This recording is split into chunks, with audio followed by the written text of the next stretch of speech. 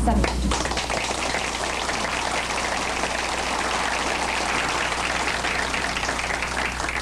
本のトッププロです。花谷勝さん。レッスンの好きな希望で執り行います。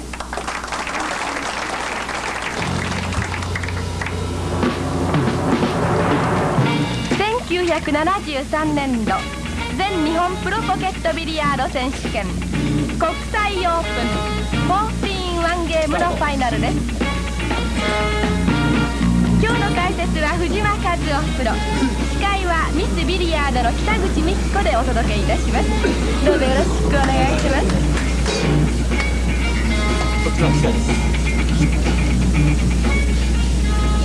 14-1ゲームっていうのはどういうゲームなんですか？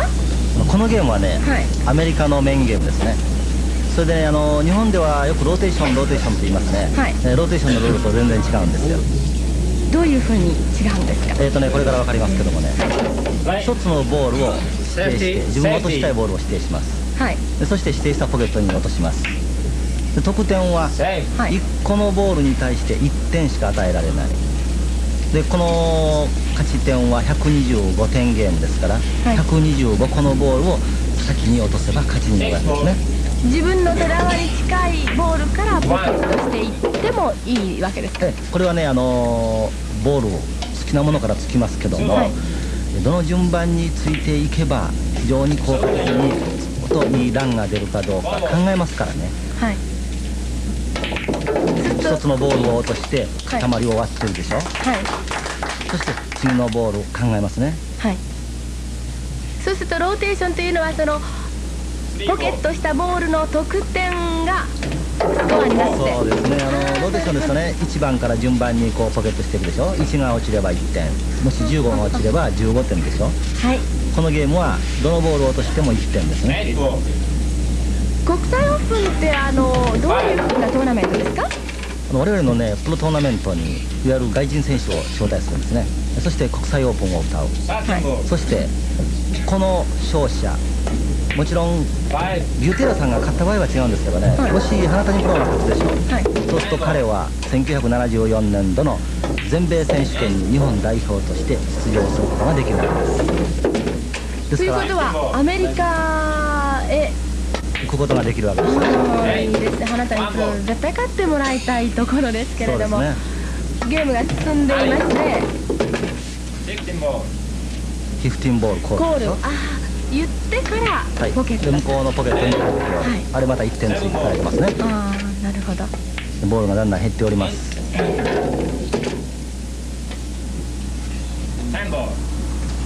こういう状態になりますとね、次どれを落とす、次どれを落とす、全部決めておりますね。もうすでに計算されてるわけですね。そうです。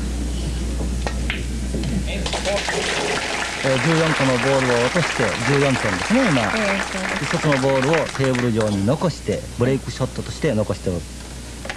でボールを落として塊を割るんです。割るね。そして自分のランを続けていきます。だから14-1とついたわけですね。そうですね。手玉を含めて16個のボールがテーブルで遊んでいるわけですね。そうです。紫のボールおそらく狙いますよ。左のコーナーに。ね。そうで、真ん中にある赤いボール3番ですね。あれをポケットして手玉で塊をちょっと割っていく。うまいですね、さすが。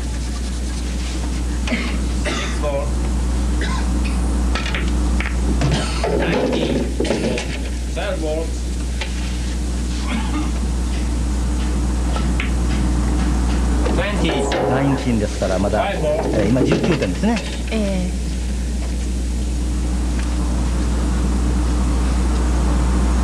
このね14-1ゲームね、好きなボールを選んで落とすことができるわけですね。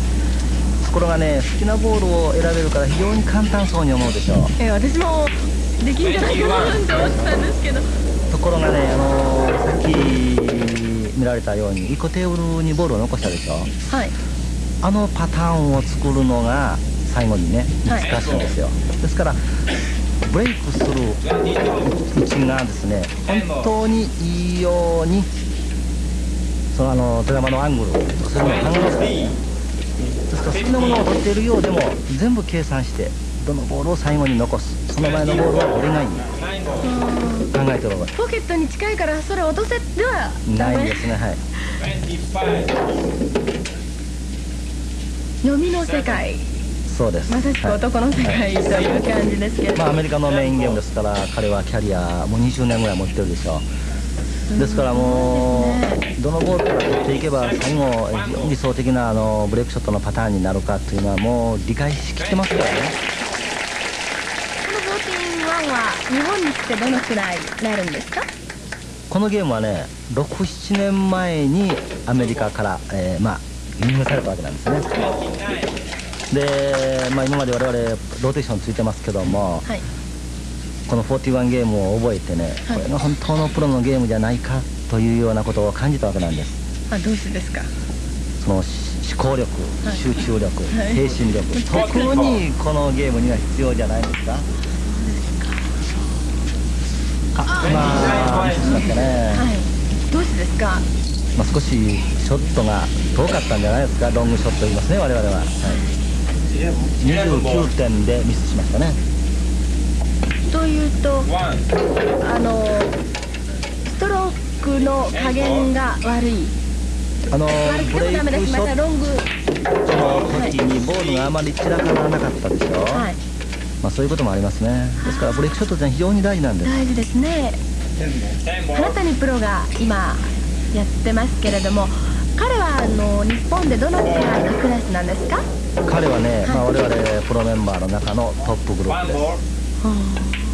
1973年にプロランク1位取ってますね。はい。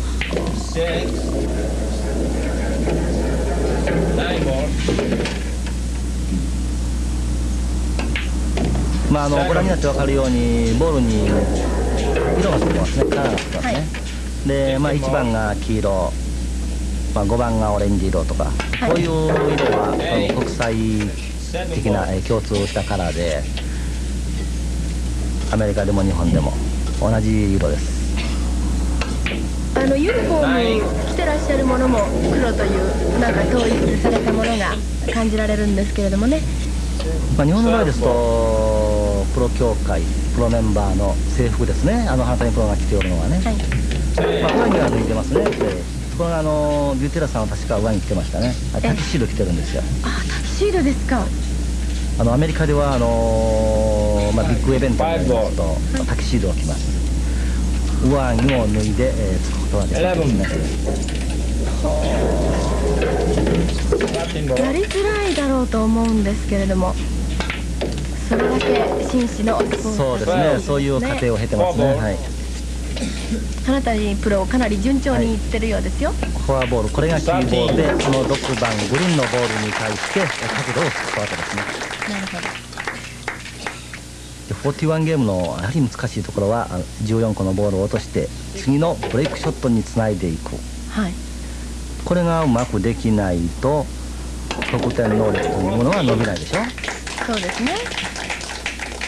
今のブレイクはどうなんですか？ OK です。はい、大変よろしいですね。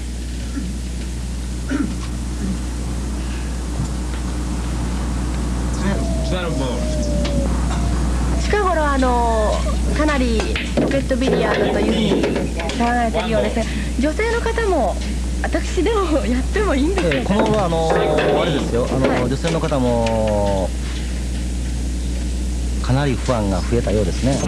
プロの中にもいらっしゃるんですか？2人おるんです。そうですか。もうそれでこのポケットビリヤード非常にあれでしょ、カラフルだしなんか派手さがあって、なんか最近のヤングにもそうでしょ。ギャラリーも大変若い方が多いですね。ボールが固まっておりますね。あれどんどんばらしていきます。少しまた回りましたね。はい、こういう状態になってくると、さあ何から取っていこう、何に結びつけていこう、すぐ考えてしまうんです。私ちょっとあんまり先を考えることができないからダメ。でもこうそういう風なものを一生懸命練習して思考力を養う、はいね、素晴らしいことですね。よくねビリヤードをやりなさいと勧めるのは、はい、非常に緻密な計算がいりますね、はい、そうするとね、頭が良くなるためにビリヤードは非常にいいんじゃないか、我々そう思うんですよ。一つご指導お願いいたします。よくねビリヤードは腕でやるんじゃない、はい、頭でやるんだって我々言いますからね、はい、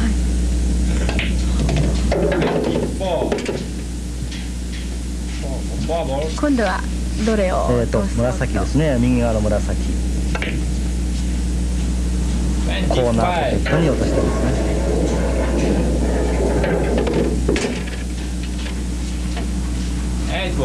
レフリーがコールしているような気がしてならないんですけれども、あれは自分でコールしなきゃいけないんじゃないですか。本当は選手がボールとポケットを指定するんですが、はい、このつく瞬間に喋ったりしますとね、やはり途中何台かするでしょ。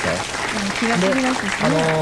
選手がどのボールを狙っているかというのはもうレフリーはすぐ分かりますからね、はい、レフリーが代わりにコールをしているわけなんです。大事なブレイクショットですね。うまく、はい、うまくブレイクされてますね、はい、バラバラになればいいっていうわけではないでしょうけれど、私はやはりバラバラになった方がいいんですよ。やっぱり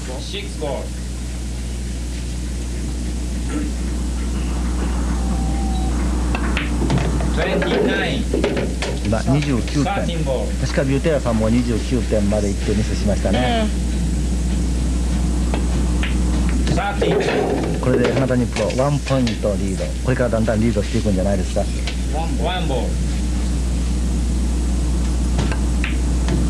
31個ですね、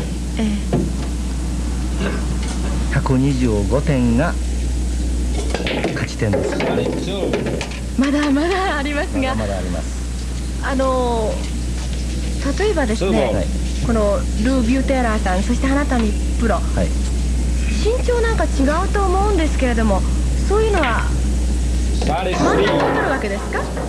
あれですね、テーブルの高さとかそういう意味につながることは、はい、やはり背の高い人は有利ですね。ということはどういうことですか。テーブルの高さって決まってるでしょ。決まってるんですか、はい、今何か使いますね。あれは普通レストと言いますね、はい、背の低い人はレストを使う機会が多くなるし、背の高い人は、少なく。背高かったら足も長い、また手も長い、やすくなるわけですね。そういうことですか。それで日本、そして世界は共通なんですか。高さであるとか、そのテーブルの大きさであるとか、ポケット。これはねテーブルというものは決まっております。テーブルの大きさはね、はい、4フィート半かける9フィートという内径があるんですね、はい、でボールも一緒でしょ。ボールの直径も一緒です、はい、ただ違う点はね、テーブルの高さがいわゆる床からの高さですね、はい、少しアメリカの方が高いです。アメリカ人みんな背が高いですからね。日本でも最近の若い人みんな背が高いですけどもね、はい、昔から日本ではアメリカよりだいたい3センチから5センチぐらいテーブルの高さが低いですね。ビューテラさんも言ってました。少し低いからちょっとつきにくいなと、いつもアメリカでついている姿勢がありますね。それに比べて少しテーブルが低いから姿勢が変わるでしょ。そうですね。ましてビリヤードってとってもメンタルなもんだと思います。そうですね。そういうことを気にしだすとね、プレーの方になかなかね集中力が出ないでね。ハフニプロもかなり言ってますね。ポイントは5ボールですから、オレンジの5番ですね。7ボール。向こうに見えているボールをブレイクボールとして今アングルを作りに来ていますね。とってもなんかボールが戻ってきた感じですけれども。そうですよ。あれなんかね専門用語でドローショット。ドローショット。白いボールが逆回転するんですね。そしてボールに当たってバックするでしょ。はい。ですからご覧になって分かるように、ある時には前進する、ある時には戻って寄る。はい。そして手玉が、少ししか動かなかったり、テーブルをぐるぐるぐる走ったりしてましたね。ですから白いボールのどこをインパクトするか。場所ですか？そうですね、ボールの。はい。そしてそのショットのスピード、どのぐらいの力加減でつけばいいのかな。力加減も関係あるんですか？考えますね。そうすると例えば球で上をついたとします。はい。そうすると白いボールはボールに当たって前進する。前。下は？で他のボールに当たってバックする。止まるのも。見ましょうね。はい、セーフティーというのはね、はい、攻めるボールがないんですよ。ですから相手にね難しい球を残すようにつくんです。まあいろいろルールがあるんですけどね。ちょっとこれはしくじったですね。相手これ攻めるチャンス持ちましたね。セーフティーがうまくなれば相手はなかなかつけないんです。セーフティーというのはね、これは落とすボールを否定せないとダメでしょ。はい、で難しい展開になってくると落とすボールがなくなるんですね。はい、狙うボールがなくなる。そうするとセーフティーのルールによって相手に難しい球を残すようについてしまうんですね。でしくじると相手のチャンスのようにね。でうまくいけば相手もまたセーフティーをします。はい、この辺はね14-1ゲームの非常に微妙な駆け引きの面白さが出るところなんですよ。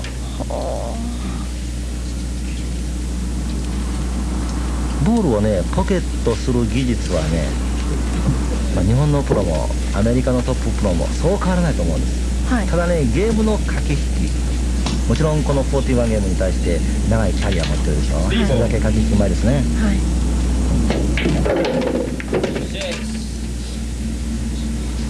今ビューテーラさんが使ったのが、レスト、正式にはメカニカルブリッジとこういうんですよ。遠いところに白いボールに手玉ですね、あると届かないでしょう。まして低いから。そうです。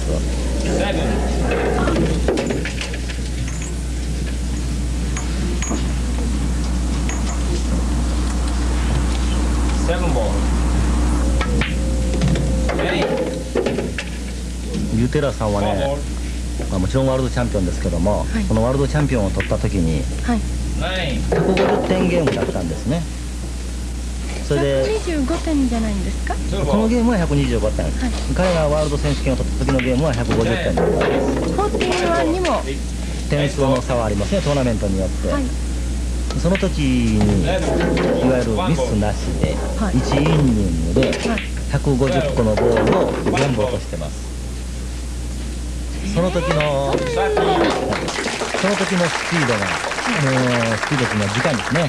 はい、かかった時間、150点を取るのに21分しかかかってない。で、ということはね、非常に速いわけなんです。これご覧になって分かるように、彼のプレースピード速いでしょ。なんかものすごくさっさかさっさかっていう感じがするんですけどね。彼のレコードはね、8分間に93個。8分に。これがワールドレコードですね、今の。どうしてそんなに早くやってミスもなしでできるんですか？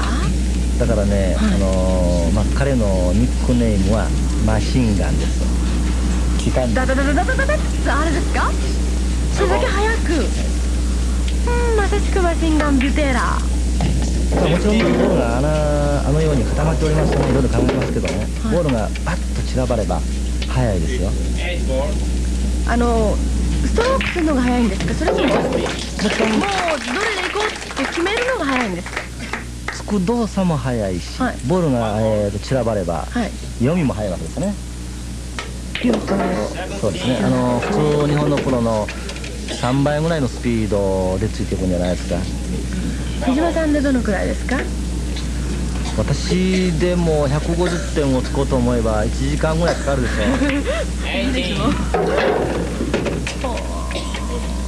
私もさっきから本当早いなと思っておりました。例えばね、彼が最初29点ですかでミスした時ありましたね。あの時ちょっとチェックしたんですけどね、14個のボールを落とすのに、つまりワンラップのボールですね、落とすのに1分40秒ぐらいしかかかってないですね。本当ですか。花谷プロも結構早かったと思うけど、それ以上に早かったんですね。花谷プロも日本のメンバーでは早い方です。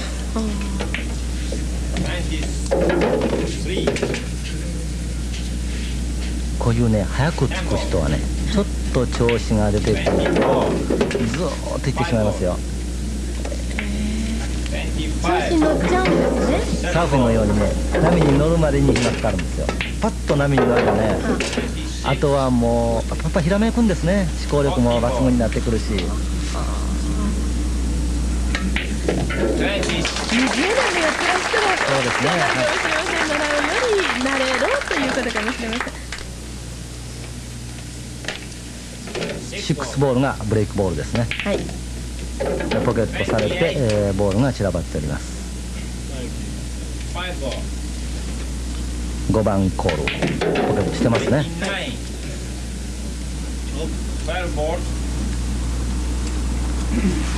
これね今12番コールしてますがね、白い手玉の他にボールがひっついてるでしょ。はい。白いボールをつくときに球なんかが他のボールにちょっとでも触るとね、ファウルになります。あ、そうやっちゃいけないんですか。ダメなんですね。まあもちろんファウルになりますと点数はマイナス1点。もちろん自分のつく番は終わって相手と交代するわけですね。そうするとよくねタキシードですか着てらっしゃるお洋服なんかでも触ることあるんじゃないかなと。ありますよ。もちろん上着が触ってもファウルになりますしね。ファウルになるわけですか。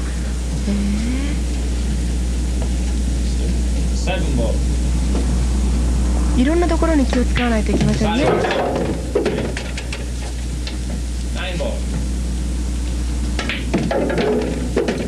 ボールがちょっとずつこう散らばっていくような状態でしょ。まだ左側に3つほどボール固まってますね。はい。あれもちょっとバラしたいんじゃないですか。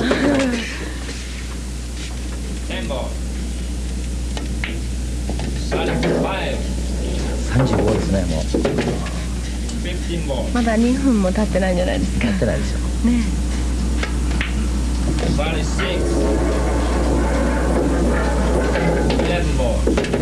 11番ですね。赤色のリングの入ったボールが11番です。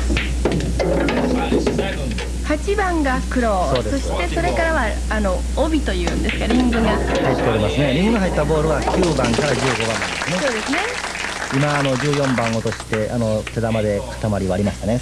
先ほどのねトラブルのところ。やれやれっていうところでしょうね。そうでしょう。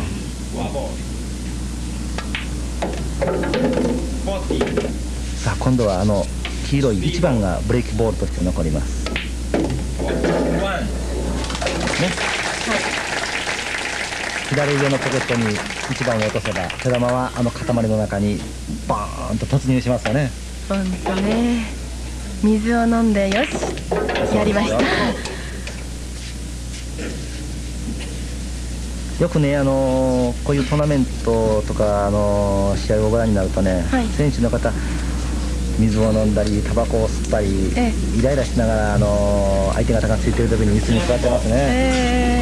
やはりねイライラするんですよ。あんまり向こうの方にずっと連行されると腹が立つでしょうし、そうするとね、その気分をちょっとでも沈めようとかそういう意味でね、タバコをプカプカ吸ったりね、吸いすぎたりね、で水を飲んだり、なんとかして沈めようとやってるんです。試合を見ないで原谷プロを見てる方が今面白いかもしれませんね。よく我々ね試合しますね。そうするとね時々ね自分の相手椅子に座って待ってますので、ちらっと顔を見るんですよ。そうするとね相手がどんな表情してるかなということに見ればね、イライラしてるなとか、かなり冷静に待っているなと分かります。イライラしてるなというのが分かれば、そのテクニックの一つとして、なお相手をイライラさすようなことを考えてつこうと思えばつけますわね。だから相手の精神状態をグラグラさすのもテクニックの一つですね。テーブルだけじゃなく椅子の方にも目をやらなきゃいけないわけですね。早いでしょ。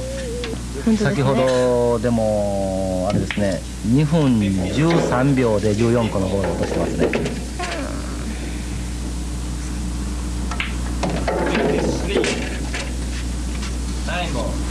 9ボールが、右側のポケットにありますね。そして真ん中の赤いボールが3番でしょ。はい、サイドポケットに落とす。今55点ですね。55個のボール連続してポケットしているわけです。今ね、彼のトータルが大体84点、今一つ落としましたね。85点ぐらいいってます。はい、85点というとあと40個でいいわけですね。125になるんですね。そうですね。はい、花谷プロの方は42点です。はい、もう倍近くいってますね。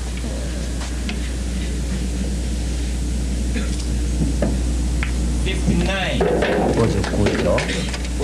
このままゲームセットまでひょっとしたら行くかも分かりませんよ。言わないでください。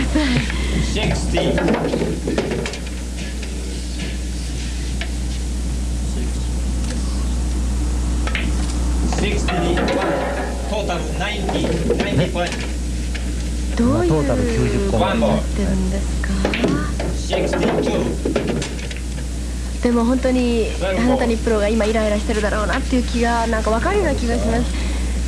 この41であるとか、またこのポケットビリヤードに関してね、どういうこと必要なんですか。ね、41というのは、まあ1回しくじれば、はい、もちろんアメリカのトップクラスですとね、はい、常に100点とか100個ぐらいをいってしまう腕を持ってますからね。はい、まあ逃がせば負けと、そういうことを常に考えてなきゃダメですよね。ミスは許されないんですよね。ミスが許されないということはそれだけ自分にプレッシャーがかかるわけでしょ。はい、でそれがやはりこのテーブル上に現れてきます。慎重でなおかつ慎重に忍耐力、そう、はい、そしてまたどういうふうな性格が発揮されるかしら。精神力もいりますね。自分と戦ってるわけです。今トータルポイント98点ですね。あと27個でしょ。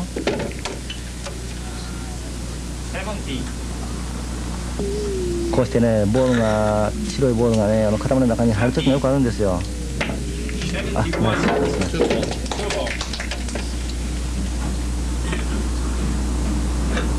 これは狙ったボール、他のボールで落としてますね。ですね、コンビネーションというんですよ。これはワンボール左上。そうするとポケットするものをコールして、そして他のものを使ってもいいわけですね。そう、いいわけです。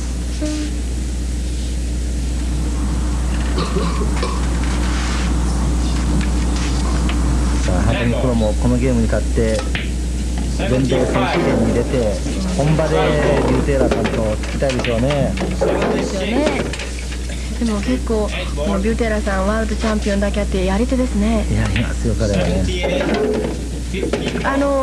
プライベートな方はどうなんですか。子供はね7人もいるんです。さすが。それでね、こうしてねゲームの時は非常に速いでしょ。はい、これはねプライベートは非常にゆったりされてね、どうしてゲームの時だけあんな速くなるのかなと思いますわ。お食事するのもゆっくりですよ。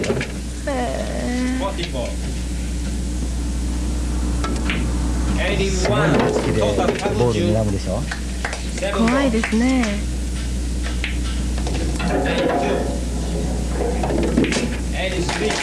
今83個続けて取ってますね。彼はどっちかというと様子を伺ってますとね、先行派のような気がするんですけれども、あるんじゃないですか。後からじわじわ。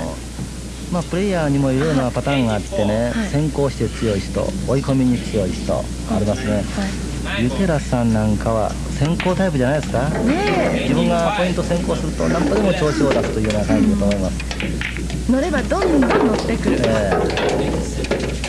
恐ろしいです。私今ボンボンついてますね。なんかペースに乗ってるような感じ。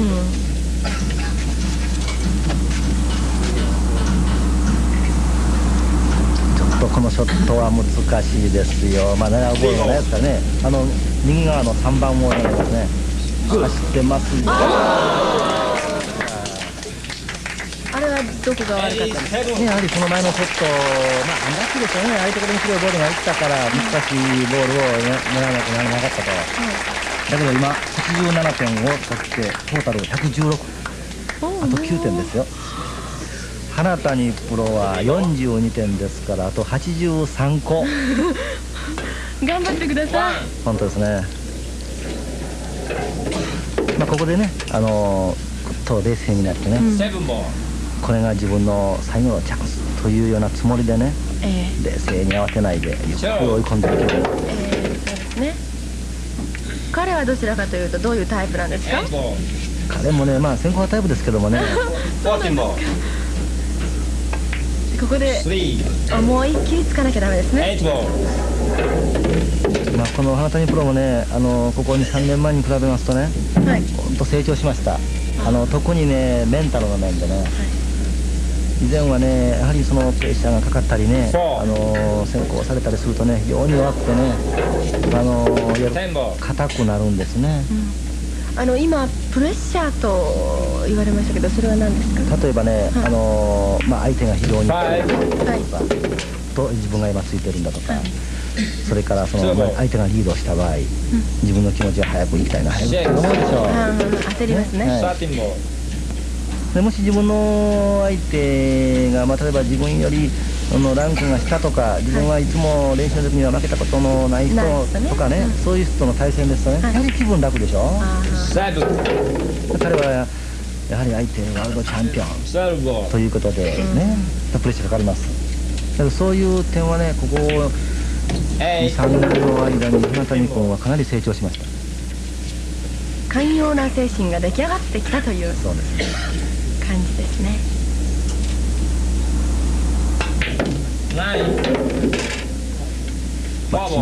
慎重にね、デューティーサラのスピードより遅いですけども、いってますね。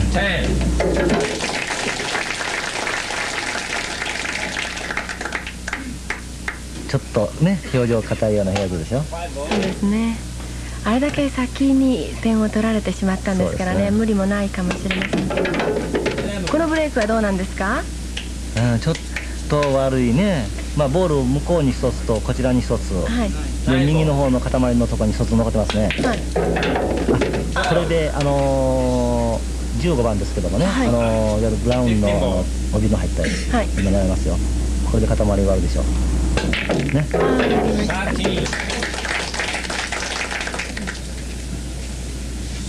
さあ次何を狙うんですか？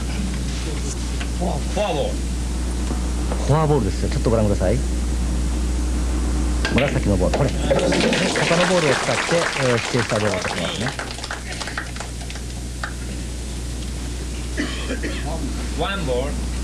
これも、3番赤いボールが黄色い1番に当たってね、コンビネーションボールという、コンビネーションショット。すみません。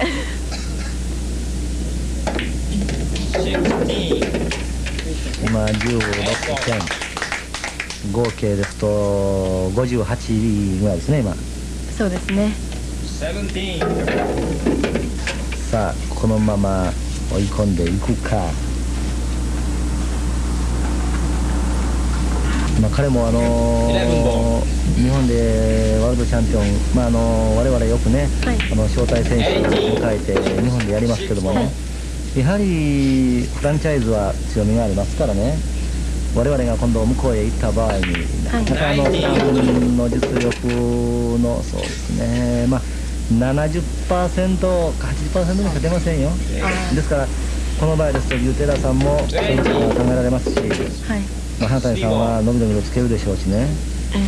向こうの本場へ行ってね、本場のいわゆる雰囲気で、自分がどれだけつけるか試してみたいと、ぜひこのゲームに勝ってね、そのためにもね、US オープン逃がしちゃいましたよ。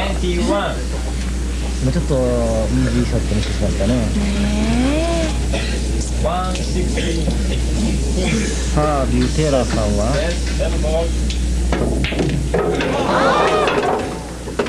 ああいう時には手玉をストップかければよかった。それはね、誰でもそう思うでしょ。ところがストップかけると、次のショットに悪い。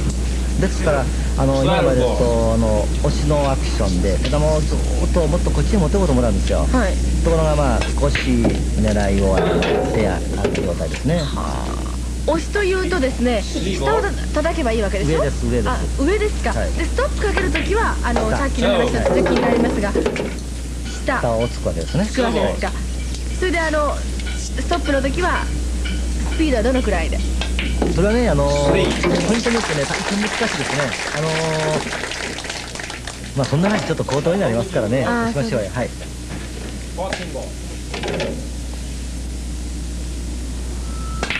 ブレイクです。また難しい。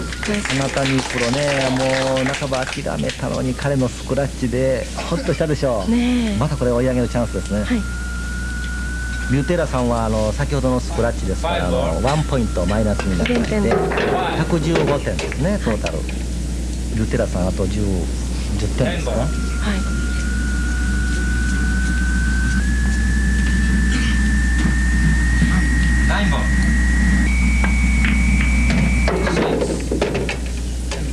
さあこのままあなたにどこまでいくかね。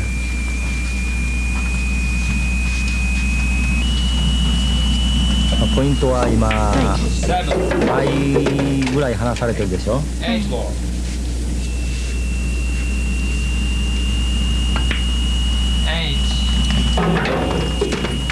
テーブル上のボールを、全部取れば14点ですね。ブレイクボールで1個残れますからね。ですから2ラックス、まあ普通2マスと言いますがね、2マス続けば28点、3マスいけば42点、14点続けていきますからね。あと2マスぐらいいかなきゃ。花谷プロですか。いやまだ足りないですね。足りないんですか。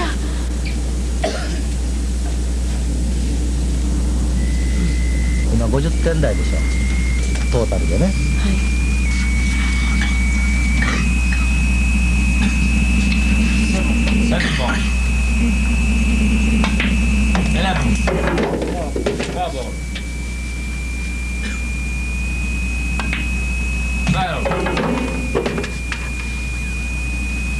簡単そうに見えて難しいのが41です。そんな感じですね。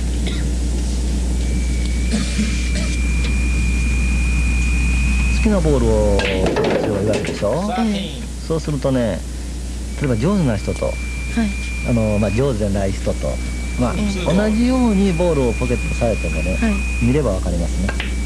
好きなボールをポケットするんだけどもね、これを考えて選んでいるなという人と、行き当たりばったりポンポンポンポン狙っていく人と差はね、それはどの辺にあるんですか？見ればわかります。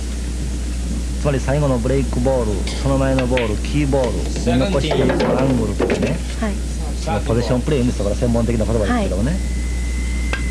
じゃあ、次に何を落とすか、そしてその手玉を次のボールになるべく近づける。その辺がコツですね。今ちょっとこれアングルが悪いような感じですね。ね。そうですよ。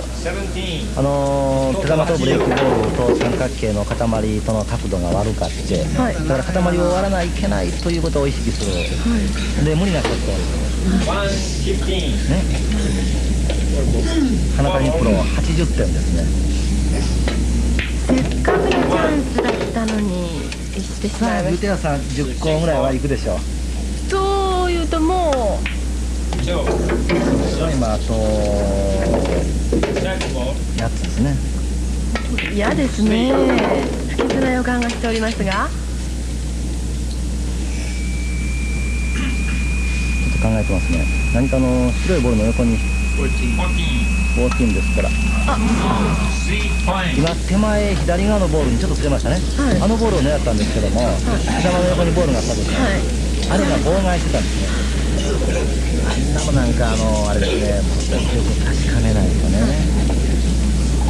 つまりダイレクトで14番がいけると本人は思ったんですよね。これが12番少し妨害つける。また花谷さんチャンス。そういうこともあるんですね。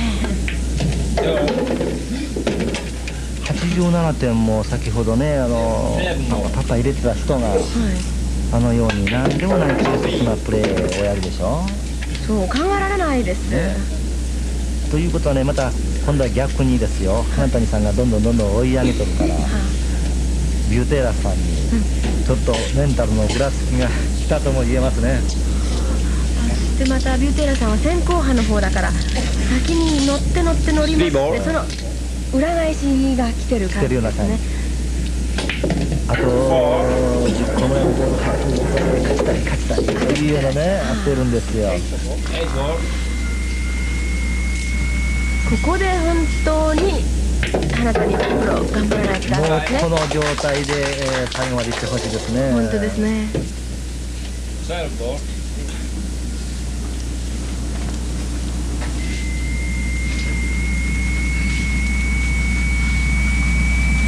今テーブル上のボールを全部かけて、花谷プロがねスタートしますね。はい、そうすると91点になります、トータル。あと34でしょ、34個ぐらいだったらもう彼のいわゆる1イニング圏内ですからね、わからないです。あ、そうですか。じゃあ自信を持って見させていただきます。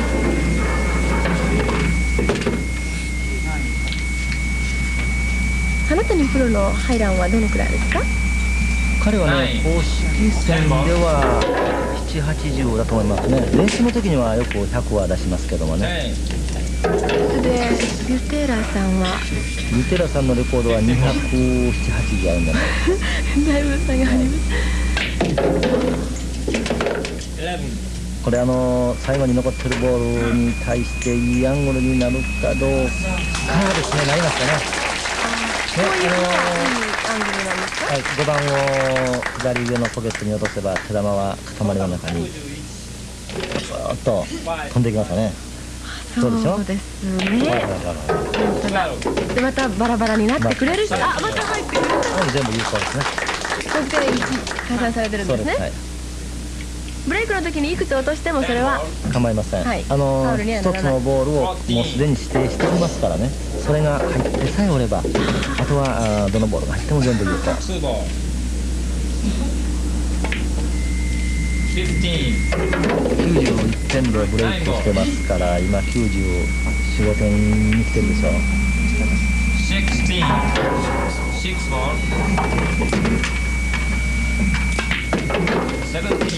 ラインは全部有効ですね。これスピードがありますね。つまり一生懸命やってるっていう感じが。これ逃がしたらもうダメだ、逃がしたらダメだね。とりあえず最後のチャンスですよ、これ。本当ですね。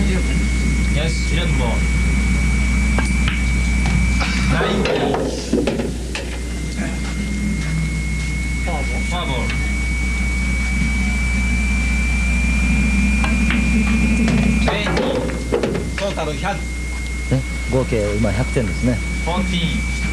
ユーテーラさんの、トータルが118ですか。あと8点で追いつきます。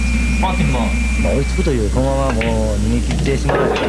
118だからあと10、今一つ落とし17点入れたらいいわけですね。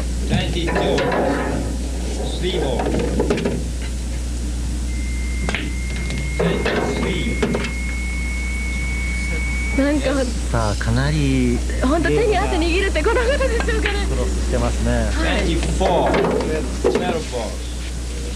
あと右側のボールがキーボールですね。黒いボールがもうブレーキボールでしょ。簡単そうに見えてすぐつかないのはね、やはり8番に対して白い手玉を持っていくわけですけどね、その12番今現在狙いたいボールと次のショットの角度が悪いと思いますわ。彼がだいぶ考えてましたからね。少し手玉が右の上の方に行けばいいんですよ。似たような気がしますね。そうですか。今105でちょっと見てみましょうね。非常に考えてるでしょ。本当だ。白いボール、黒いボール、ポケット、これがまっすぐになればね、塊の中に手玉が走らないわけですよ。どうなるか。これね。まあしかしラッキーなことには塊が割れておらないので、相手に悪いボール残ってますよね。金谷さん105点です。セーフティーやりますね。相手に難しい球を残すように。セーフティーグッド言いましたね。セーフティーグッドですが、セーフティーのルールがありましてね、それにちゃんとうまくつけたセーフティーがグッドでやったということです。もちろん得点にはならない0点です。はい。花谷プロもここでまた、何か考えますね。セーフティーですから相手に難しい球を残そうと思いつくわけです。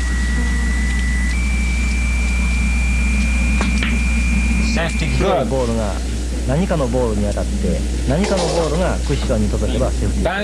バンクです。あ、バンクね。ちょっとね、花谷プロのためになって見えなかったですけどね、今のなんか非常にハイテクニックなショット。これ向こうのボールを左側にそっと走らせて手玉で固まり、入らなかったですよ。どうなんでしょうね。ちょっと場内なんかシーンとしましたね。ゆうてらさんが笑ったんですよ。耳かいてた。どうしたの？これで負けたのと違うかなというような感じじゃないですか。ああいうミスもあるんですね。今ゆうてらさんね、119点、あと6点です。花谷さんが105点、今非常に難しいボールを落としましたね。長い7でしょ。18。もちろん今このテーブル上のボールでは足りませんね。もう一回という。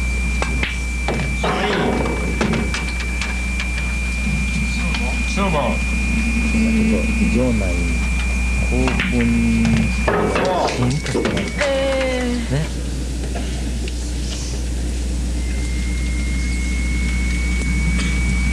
ちょっと息苦しくなりましたよ。そんな感じでしょ。何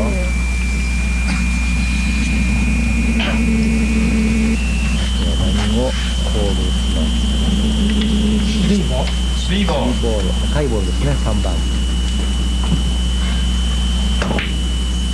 決まっておりますね。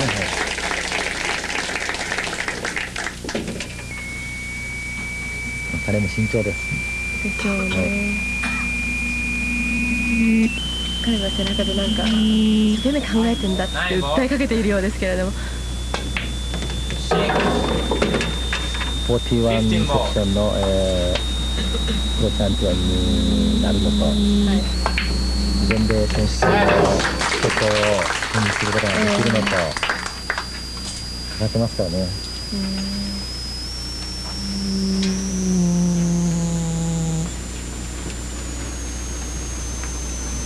我々のね、こういうプロフェッショナルの協会の方もね、アメリカの方とかなり交流をしてね、この情報もこちらによく分かるようなシステムも出来上がっておりましてね、で向こうのトーナメントにも我々がどんどん出ていくように、向こうのアソシエーションとコンタクトを出来上がっているので、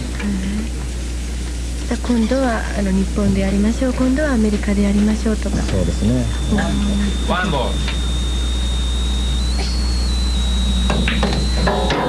いくつですか今？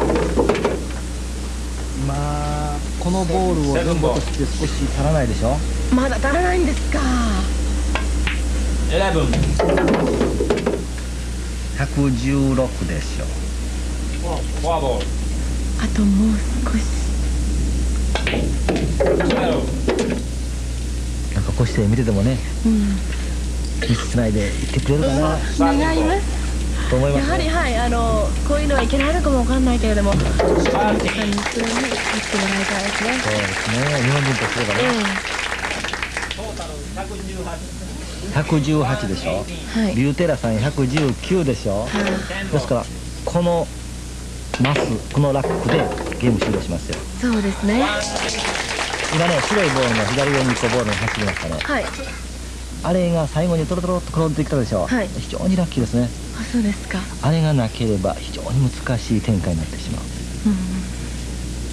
おそらくこれでナタニプロは勝ちますよ。そうですか。ベテランさんのようなこともありますし、あと5つです。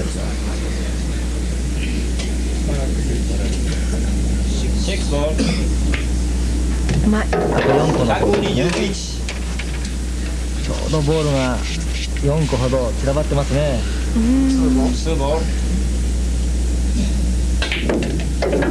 あと3つで、ついちゃいましたよ。ボールに当てないでね、何かちょっと待って。ブレイクをだからまあ解説は計算違いなんで、こんな難しいことになりますね。でしょ、まあ場内も分かってますね。花谷君いないことをしたんじゃないかなって思うんでね。もちろん左側にちょっと離れているボール、直接に見えないですね。こちらのボールも見えないです。真ん中に固まっているボール、何かポケットするものがないかなと思って今一生懸命探してるんですよ。かなり慎重ですね。今彼がちょっと狙った彼の気持ち逃がしてくれないかなそんな気持ちじゃないですかね。どれが黒いボールの左側に赤いボールがついておりますかね、はい、あのボールを今左側、左下、ポケット見えませんがね、はい、左下のとこに落とすと思うんですよ、はい、8番を利用して赤い3番を左側のポケットに落とす。で手玉は塊の一番上に黄色いボールがあるでしょ。でもあれくっついてるんですか？こっちからよく見えないですけど。くっついてるんですか？ですからくっついている状態はねよく調べるんです。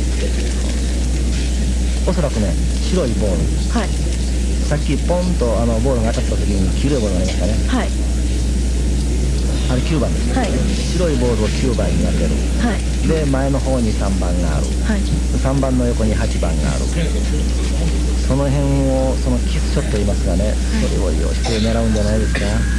あと3点ですよ、ね、ちょっと見ましょうね、何をコールするか。もしダメならセーフティーをつくでしょう。いやここで言ってもらいたい。3ボールです。3ボールでしょ。はい、黒いボールの左上のボールが3番ですね。やりましたね。あと2つです。ほっとしているでしょう。でも震えるでしょうね。もうみんなもそうですよ。あと1つですよ。ベスボール。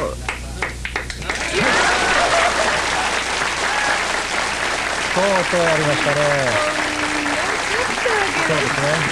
はい。でも本当にアメリカに行けて、そしてワールドチャンピオンになれて、はい、これから世界的によろしくお願いします。そうですね。みんなお客さん立ち上がって、一生懸命拍手を送ってあげて。いいですね。まあビューテラさんにもあったかい拍手ですね。本当ですね。ビューテラさん大変美味しかったゲームです。でも私は日本人ですから花谷プロに本当におめでとうございますと言いたいです。コングラチュレーション。